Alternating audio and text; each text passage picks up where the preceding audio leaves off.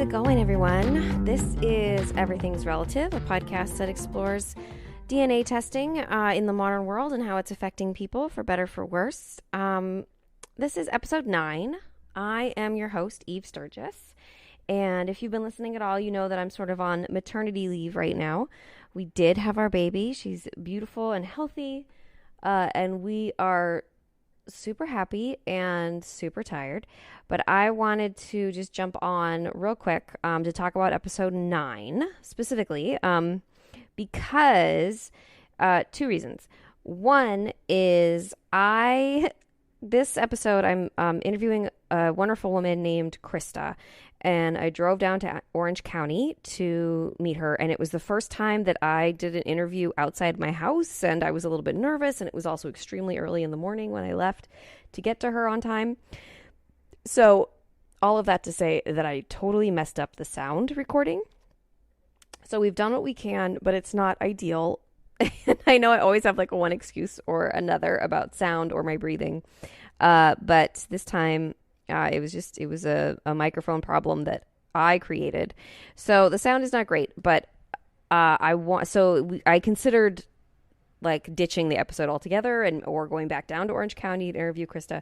But I really wanted it on, and that's why I'm jumping in here, because she talks about some really important things, namely that Krista is the CEO of a mental health counseling facility in Orange, California, the town of Orange in the county of Orange County in the state of California.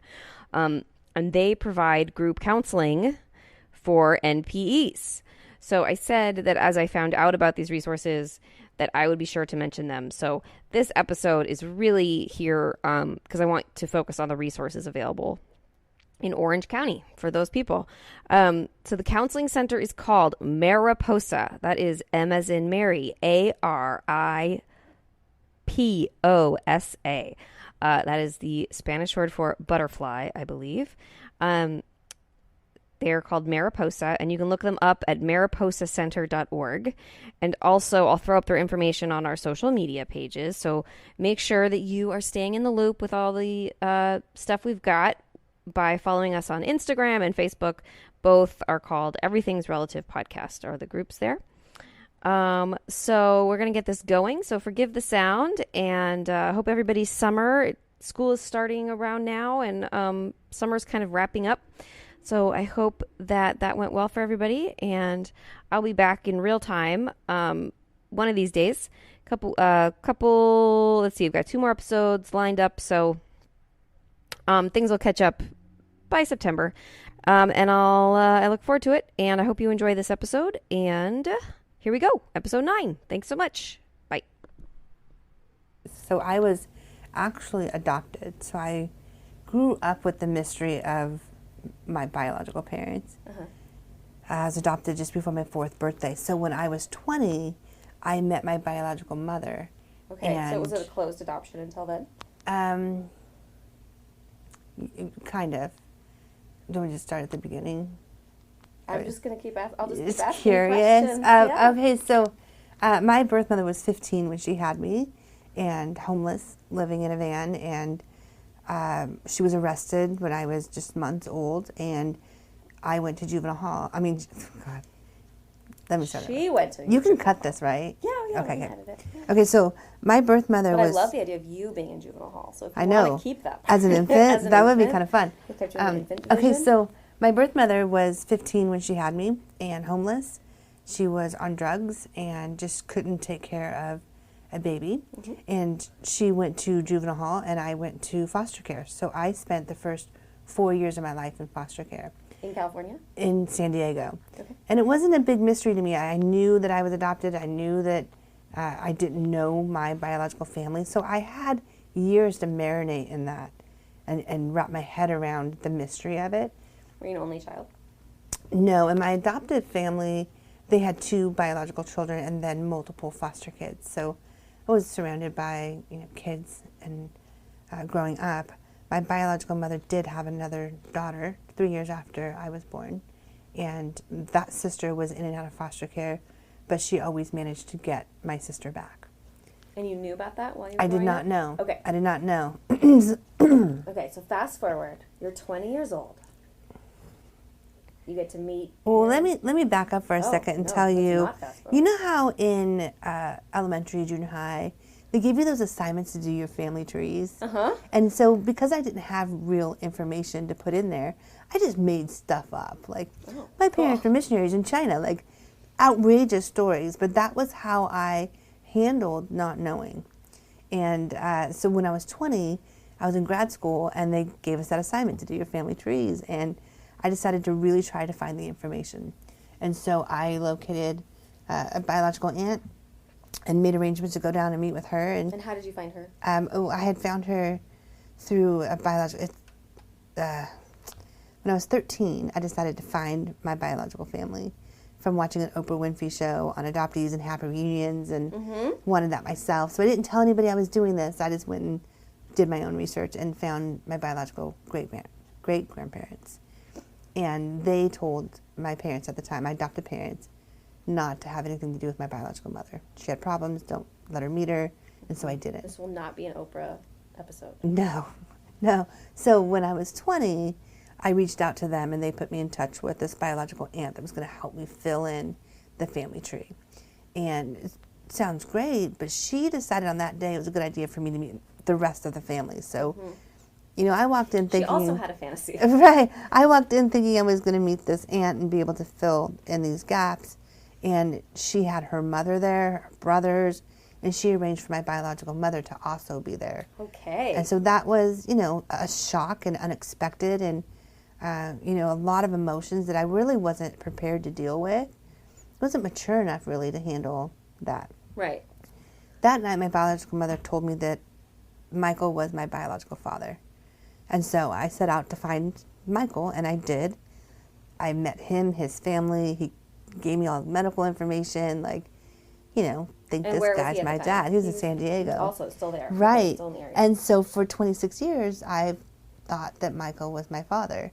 And when this ancestry... Did you have a relationship with him? No, not really. I mean, there was, you know, Christmas cards exchanged and things.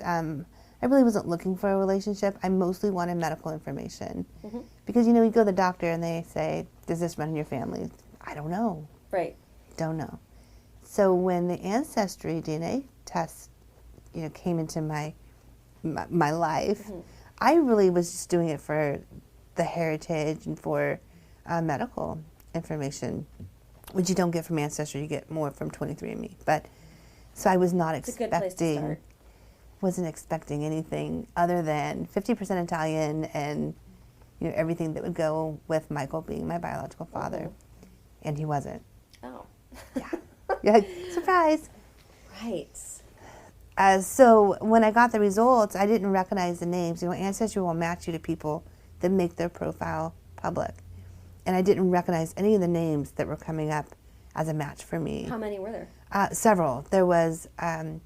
you know, Ancestry doesn't commit to titles. They may say close family or first cousin, but it's an estimate.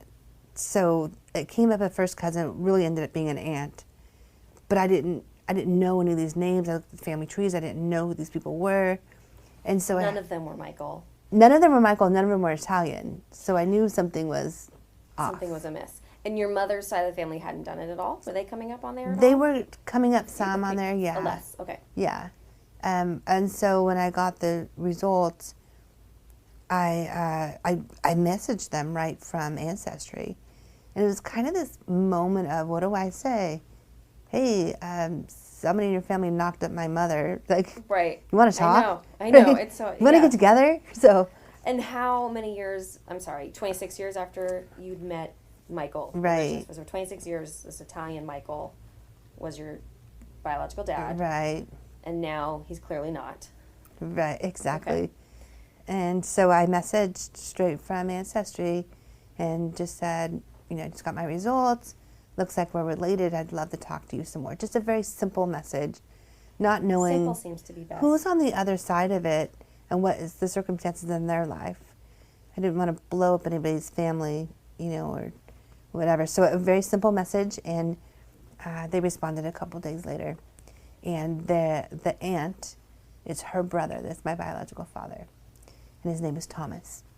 Oh, okay. Yes. So Thomas is not Michael. Thomas is my, yes. not Michael. Definitely not Michael. And he's Scandinavian and, British and not Italian. So, which was really disappointing because I love Italian food. Oh, yeah. I mean, I'm laughing, but I know that for a lot of people, identifying with their heritage is so important, and to discover that they're not from the land they thought they were is really, really upsetting. It can be traumatizing for people. Upsetting, traumatizing. And I think when we look at human nature and human psychology, we are pack animals. We have an intrinsic need to be connected to a group and identify with a group or family. So when that doesn't happen, it sets your whole world, it just confuses and the whole, I don't know what I'm trying to say. You look Italian. Do I? I would have gone with it. Well, I'm clearly not. But anyway, so I text messaged my biological mother, and we had we weren't really close, but we communicated. And I texted her and said, hey, who's this Thomas guy? Because apparently he's my biological father. And she never answered. Oh, She would not tell me anything. In fact, she never responded to my text. Ever again. Ever.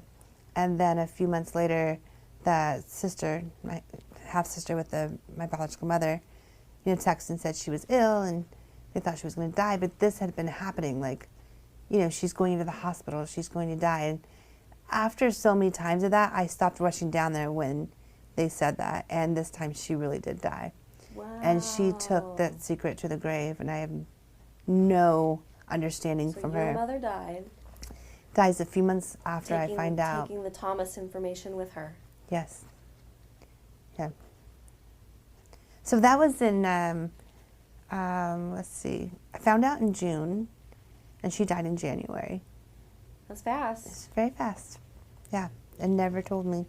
And have you been able to connect with Thomas? No, let's see. So I met the aunt. She flew out from the East Coast. Oh. I met her. That's really nice of her. Wonderful lady. I met with an uncle that lives less than a mile from my house, has lived there for 30 years, has mutual friends with my parents, 6 degrees of separation. Mm-hmm. This man lives so close, and he's my uncle. And I was able to meet him and his wife. And funny, at the lunch, I said, just off the cuff, hey, any relation to Dick Cheney? He's like, well, as a matter of fact, we are. I was like, dang it.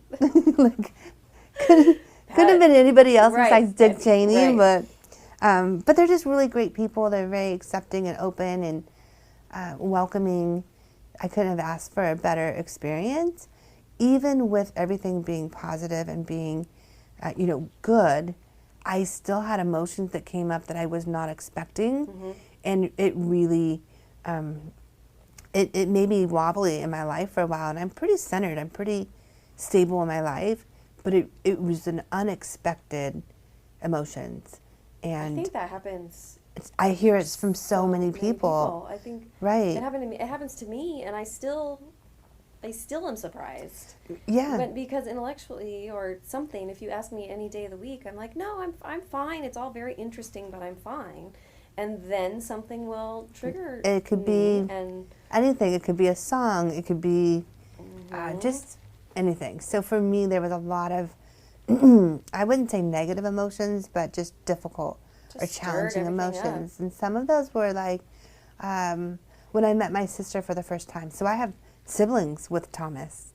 There's 3 of us that we know about. There's 2 more that are kind of out there somewhere. But when I met this sister for the first time, it was really great and wonderful. And then I had this feeling of, oh my gosh, we were robbed.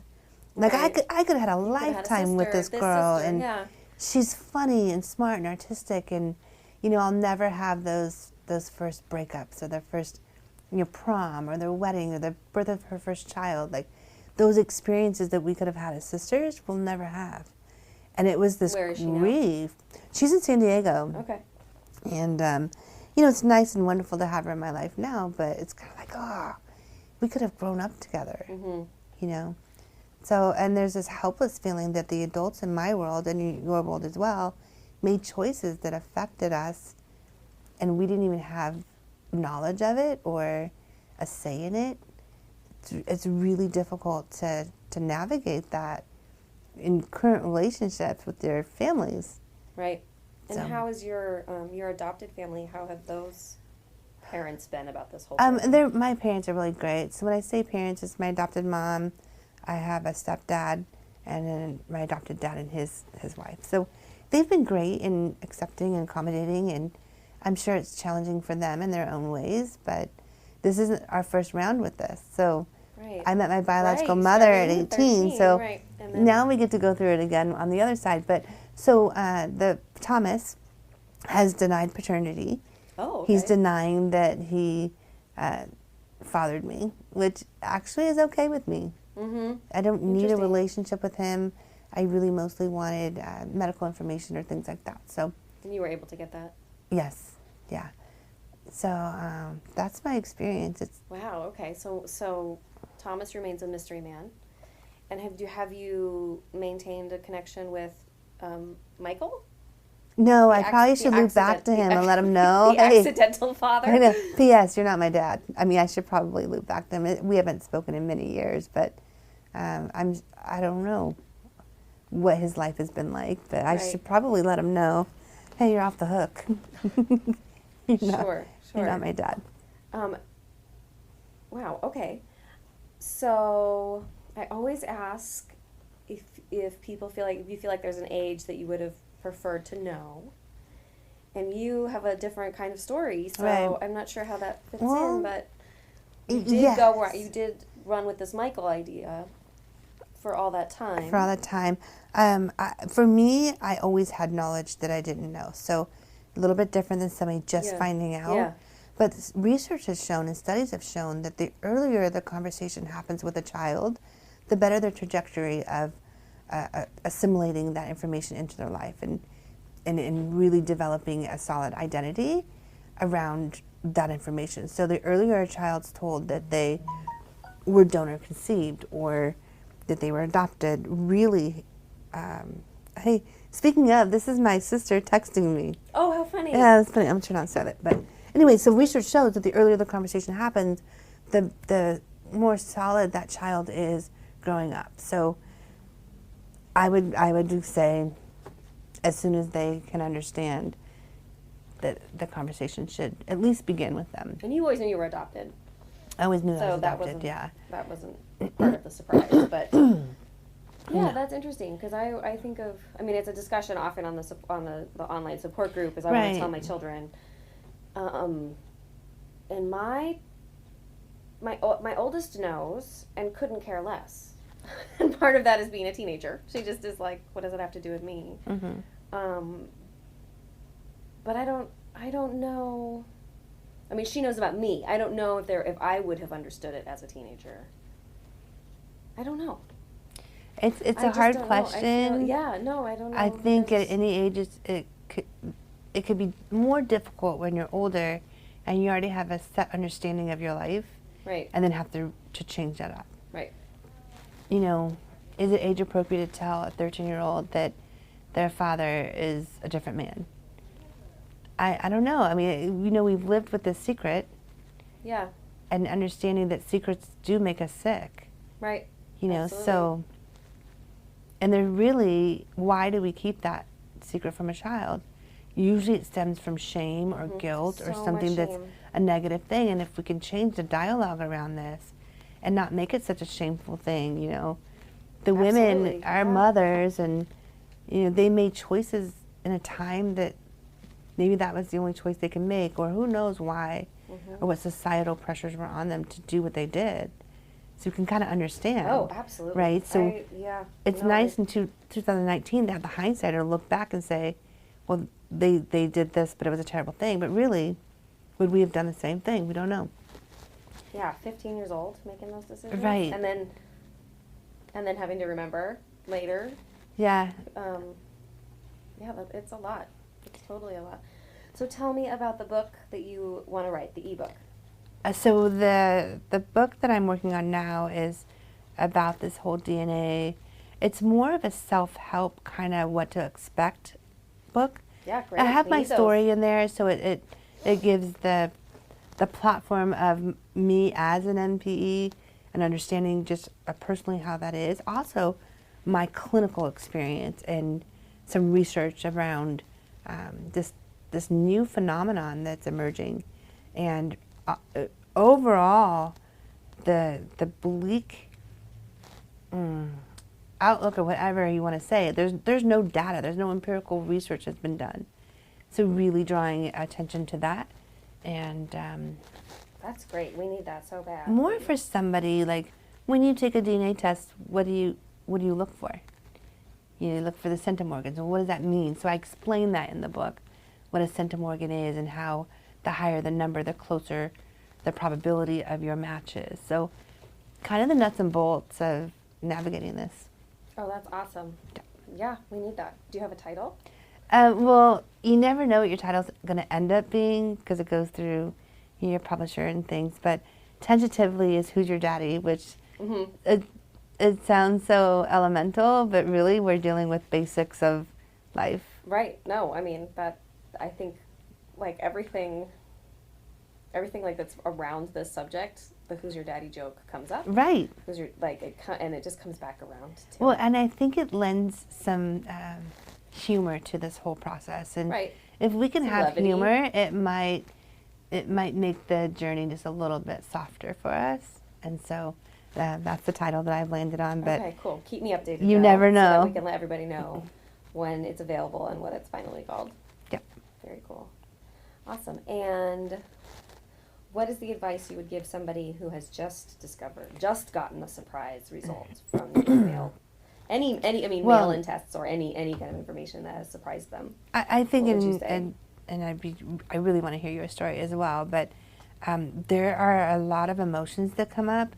And so just like people that are going into recovery, starting AA or whatever, they say don't make any life decisions in the first year of your life. I would say the same thing to somebody who just found out their father's not really their father. Don't make any life-changing decisions like, don't sell your house and move or anything big. You just kind of just sit with the emotions, maybe lean into it a little bit. When I say lean into it, it means understand that these emotions are normal and you're going to get to the other side of them and just feel them for a minute. But don't make any life-changing decisions because sometimes that's what we do, right? To distract Absolutely. from this, I'm going to go, I don't know, sell my car and get a motorcycle, like something impulsive and, some would say irresponsible.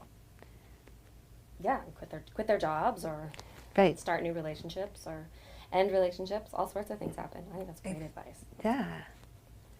That's awesome. I mean, I didn't do anything major. I call my midlife crisis, and I have them, periodically. I'll go buy a used motorhome or something, or tear up carpet in my house or something that I think is productive. But Paint the living room. it has the potential to really disrupt somebody's life, and just that knowledge Absolutely. alone will disrupt it. So, yeah. Cool. Great. So straightforward. I I love it.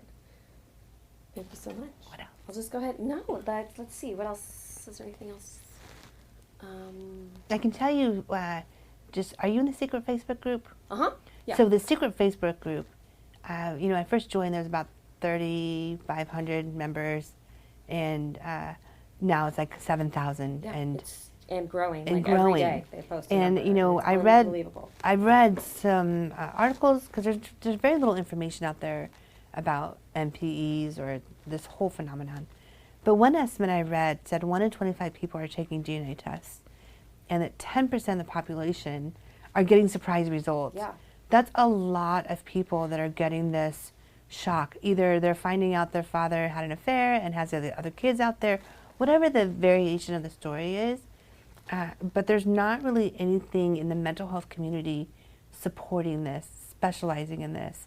And in my research for my book, I couldn't find anything, even a psychological theory on personality or development people have talked that about addresses attachment theory. They this. like lean into attachment theory or find the therapists that are good at adoption. Adoption. So the But that's adoption as was the close as it closest thing I gets, could yeah. find, but there are still some nuances that are unique to MPEs.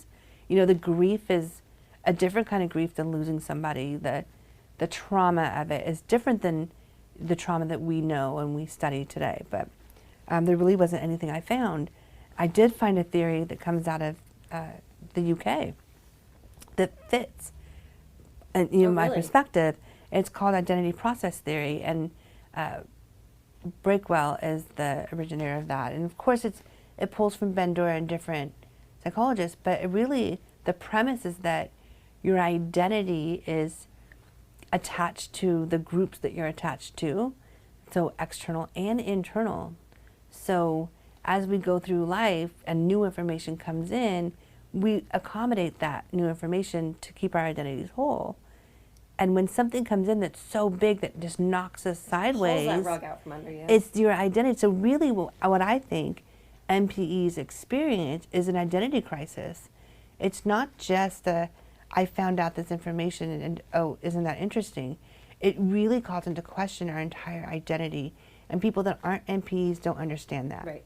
They'll say, oh, let it go, really or what does hard. it matter? It's What really does it hard to change? get Right. And empathy. but Yeah. people sitting in glass houses shouldn't throw stones, because they're probably the people that went to the doctors and said, oh yeah, breast cancer runs in my family, had that information, or yeah, I'm French, and they had that information. For somebody who finds out that they don't have that information, or what they thought wasn't, it could traumatize their identity. Or is that the word I'm looking for? Yeah, I don't know. I know what you're saying, and I don't know if we even have the words yet. I don't think to so. describe it. It's like it's traumatizing, it's unsettling, it's discombobulating. Right, and it's beautiful and wonderful. It's all these great, exciting adventures, and it's almost like being bipolar with your emotions when you find out you're an NPE, because you have, maybe anger towards your biological mother or your family, or you find out that, hey, yeah, mom, sister, and best friend all knew that this was my circumstance, but nobody told me. So the betrayal. Yeah. There's so much betrayal, yeah. And then how do you have a relationship with them with this new information? And wanting to understand, and wanting to understand people's choices as just people and humans, but being affected by it as a child or a relative of these people can be really conflicting. Right, and extending grace to them, but also somewhat holding them accountable. So it's an interesting path, and I think more people are going to find themselves on it. Yeah, no, I think you're absolutely right. I think when people were donating, donors years ago, or egg donors or sperm donors, whatever, they never anticipated that in 30 years there'd be a DNA test that would reveal their identities. So, and now with so many people taking the test, it's not a matter of if their secrets come out, it's a matter of when. I think people need to understand so that when more and more. Yeah, you are doing your work around this and the podcast and getting the word out there and bringing awareness to this, the more we can shape the national dialogue around this, and even global. I mean, you are singing my song, Krista. That's right? Exactly what I'm trying to do. And the UK seems to be, the UK seems to be a little bit ahead of us. So in 2005, they made anonymous sperm donors illegal. So they can no longer be anonymous in England and in the UK. So if we could just catch up to that, and what I hope by saying shape the national conversation and global conversation is so that we don't go to the polar opposite end of that and people stop donating, or people stop adopting or putting their children up for adoption. I didn't even think of that. Because of the negative whatever surrounding being an NPE. What I would rather is that there's just a clear understanding and the sting is taken out of it, so that people can make informed decisions, and the children can have knowledge and information as they develop. Yeah, absolutely. I keep trying to explain it to some people who don't think this podcast is a very good idea, and like if I could just offer some kind of relief to the people feeling shame more than anything. It's like this happens. Right. This happens, and specific circumstances are different for every person. Yeah. But if we could make it some kind of, if there was an opportunity for conversation around it. Right. And right now there's I think your It sort of podcast is a vacuum. I think your podcast is an excellent idea, not just for people discovering their NPEs, but also people on the other side of that. Yeah. People who maybe just friends or family members or professionals in the community or in mental health community that are working with these individuals. So for me, I think the more awareness is brought to this, and the more the conversation shows both the good, bad, and the ugly. Yeah. You know, Well, and the I better. also would love to get people to come talk to me who are from different perspectives Yeah. of it. Like, I would love to get some mothers who made the decision 30, 40 years ago Yeah. to keep it a secret, Yeah. and what their thinking was. I would love to get some of them to come talk, or a sperm donor who has this like surprise phone call that's like, wait, I did this thing for $50 Yeah. 50 years ago, and now this person wants a relationship, and I feel fill in the blank. Yeah, I would love to get all sorts of perspectives about it, because I just think we all need to talk about all of it. I agree. Yeah, great. I had a thought and now I So we're actually sitting, and maybe you can pick this up, listeners, but Krista works in the mental health community, and we're actually sitting in a mental health clinic facility, rooms of counselors here. And have you had anybody come through? Yes. So Or experiencing what it? happened when I had my own experience and realizing there wasn't a place to really go and get specific specialized services or counseling around this, I started looking at our own agency. So I am the CEO of a nonprofit counseling center in Orange County, and we work with trauma and grief and anything on the mental health spectrum, substance abuse. We serve about 3,000 people a year through our programs. That's a lot. But there wasn't anything that I was finding. So I talked to the leadership team here about opening a group for MPEs and just seeing, how it worked or what the interest was. And we opened in February, and our groups are full, and we get calls. That is so cool. We get calls, and people that are in the groups that are now wanting individual work, and so there's definitely a need. We are starting a virtual platform in the next month or so to be able to offer services across California, across the United States, for people really specializing in this area. The Orange County Register did a piece on me, on my story, and the groups that we're starting at Mariposa. And so from that article, there's been a lot of interest. And we've actually had people coming in that are NPEs. We've also had people on the other side of that are siblings. They share a biological father, but they're on the other side. They're not the NPE. Mm-hmm. But they're in groups together, and it's been really beautiful because they're able to help each other have empathy for the other's story. So it blends it, and it's just ended up being a really good group. This is so cool because Krista didn't tell me any of this before I showed up. So I just came. I'm doing a whole bunch of interviews today.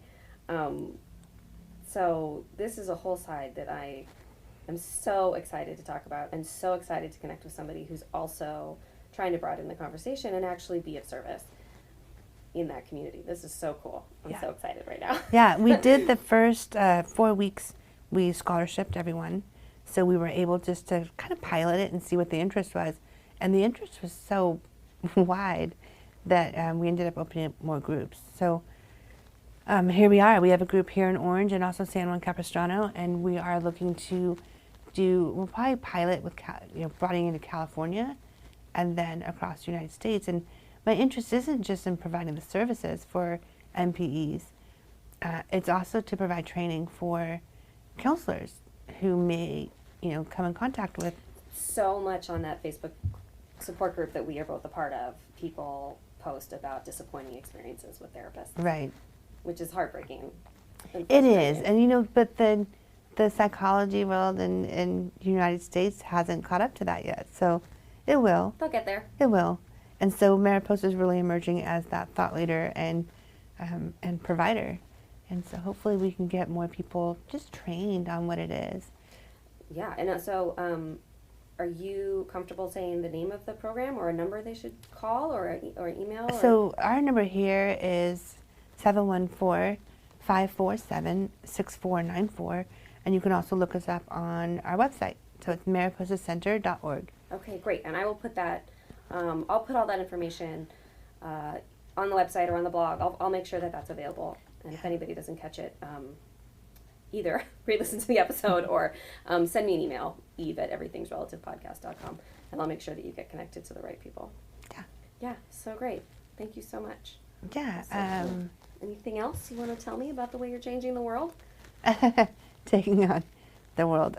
Interesting. No, I did approach a university and ask if they would be interested in doing a study on this, because there really isn't or hasn't been a study conducted yet. I'm so impressed. They didn't bite, but they will. I think the more there's chatter in the media and the more there's chatter in print material, perhaps there'll be funding available for a university to do a study on this. So I think that's important for us to be able to really direct even treatment for individuals, but really a broader understanding of the impact of this. We haven't seen it yet. You're starting to see, hey. I'm so glad you used the word phenomenon. Right. When I remember when I took my DNA test and I was spitting into the little vial, I had the conscious thought, like, oh my God, please don't let me be related to a serial killer. Like, that was one of my biggest concerns, is that I would be, and like shortly after I did my test, they caught the Golden State Killer through DNA testing. They caught a serial rapist through DNA testing. So forensics are going to be able to use this as well. So it's going to have good implications, but it could also, have somewhat negative implications for individuals and their families. So the fallout, I mean, I think you're right. We're just at the tip of the iceberg of just watching this whole thing shake out. And technology has advanced us, meaning we haven't really prepared adequately for the advancement in technology around this. We'll catch up, but right now we're just reeling from how expedited these things are. When I say I had years to marinate in the idea of not knowing, people that get that surprise DNA test may have minutes to realize their life was a lie or whatever, right? Minutes. So they're experiencing this compact, life-altering, information quickly. And we're in an age where everything has to be immediate, But this might be an instance where maybe time is your ally, Many people in the group. I'm sorry, I keep talking about the group.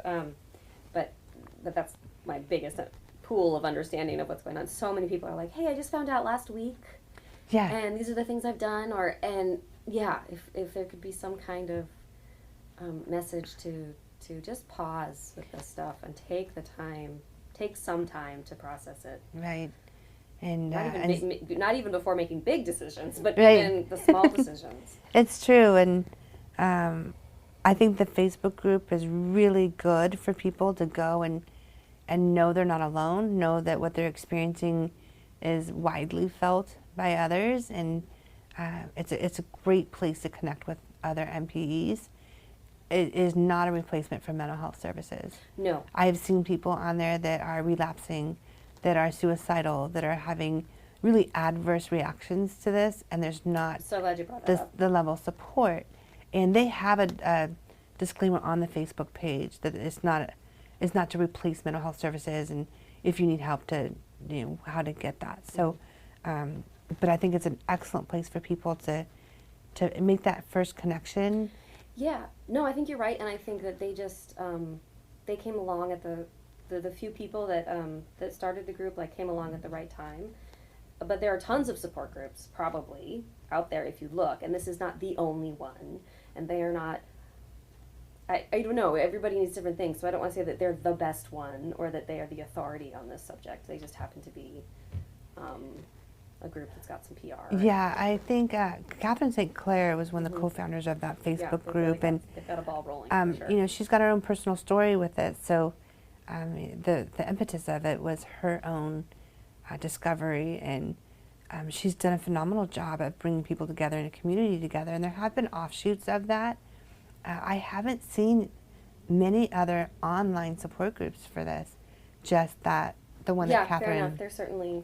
And they've started subgroups. So they've started groups for people that are single and finding out, or people that are, just a male, just men only. And So over 65. They've started And subgroups young, like of a that. millennial group or whatever's younger than millennials, the Gen Z So group. they're onto something. They're trendsetters in a way of this, and with everything being online now, it's a perfect opportunity for people to connect. So, For sure, yeah. Yes, everything you just said is true. I also want to make clear to people they don't have to be a part of this group. right. Or it's not the only way, or going on there is not, it's one representation of this experience, but it is not the only one. Right. And then as we get more professionals that are trained in this, there may be in-person support groups or other avenues for people. I have seen in there people that are in remote parts of the country that don't have access to. So isolated. And so an online version is indicated for them, or you live in a small town and maybe they don't want people to know because of the shame and the guilt, and there's other options for them. The people that find out all this stuff and then it turns out they're friends with all the people, like in the small towns, or it was their next door neighbor growing up, or layers and layers of possibilities Oh my gosh. Complicated. And if anything, this should kind of raise the need for maybe like getting DNA tested before you get married. Right. First you're dating somebody, maybe we should do a swab and just make sure we're not like cousins. Look, everybody just spit, and then especially in a small town where the pool is limited. I've seen people or heard people say, "Oh my God, I just found out my ex-husband's my brother." Like, I saw that. This stuff happens. So, Yeah. And for me as an adopted person, that was always in my mind, because you never know if this person's really related to you. It could be a brother. It could be, so I've lived in that.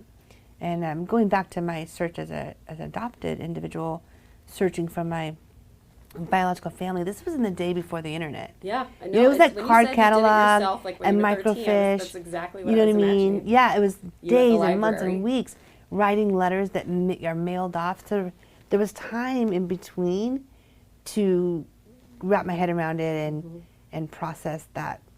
Where if you send a DNA test off, it's like a matter of weeks before you get the results back. And we're in May, so they estimate they sold 1.2 million kits over the holidays. Those results should be rolling in about now. So there's going to be thousands of people that are going to... 1.2 million, what's 10% of that? 120,000, yeah. Yeah. That took me a minute. Clearly I'm a therapist, not a mathematician. I had to ask you. Right. So a lot of people. And I would say it is a phenomenon that we're not expecting, but it's here. So now how are we going to deal with it? Yeah. Oh, good. Yeah. Well, thank you. And I'm so thankful for people like you who are really trying to do something about it. I think the more we share our story and the more we normalize it, as abnormal as it is, the easier it's going to be for those that come behind us and find out. Mm-hmm. That's great. Absolutely. Amen. Thank you so much. I'm going to go ahead and turn this off. Okay, good. Now you have to tell me your story. Yeah, I'll tell you my story. Hey, so one more time, I just want to thank Krista and the work she's doing at Mariposa in Orange, California to help NPEs get through this kind of experience. Again, MARIPOSA, mariposacenter.org is how to find the information there, and I'll put it up on our social media sites. And as Krista, she talked about writing a book to be helpful to people, and I will make that information available as soon as she gives it to me. So we'll see you in 2 weeks, episode 10. It's a good one. It's a doozy. But in the meantime, I just want to make a really quick request. If you have been enjoying episodes 1 through 9 of Everything's Relative podcast, I would sure appreciate it if you would go onto your streaming platform. That is the website from which you download your episodes. And give me a review. Go ahead and give the podcast a review. If you can write something up, that would be amazing. If you can give us 5 stars, that would be incredible. And make sure you're subscribed so that you're getting these episodes straight to your listening device every 2 weeks. And anyway, those are the kind of ways that I can gather the resources to make more of these episodes. So yeah, so that would be so great. Thank you so much. Yeah, that's it, guys. That's it. That's it for this week. See you in 2 weeks. And this is Everything's Relative. And what else do I usually say? I don't know. Okay, this is Eve Sturgis. Bye. Everything's Relative with Eve Sturgis is produced by Kaylin Egan and Eve Sturgis. Eve Sturgis is a licensed marriage and family therapist in the state of California, but the conversations she has on the podcast are not therapy sessions. Logo design by Ivy McNally and music used with permission by Goodbye the Band.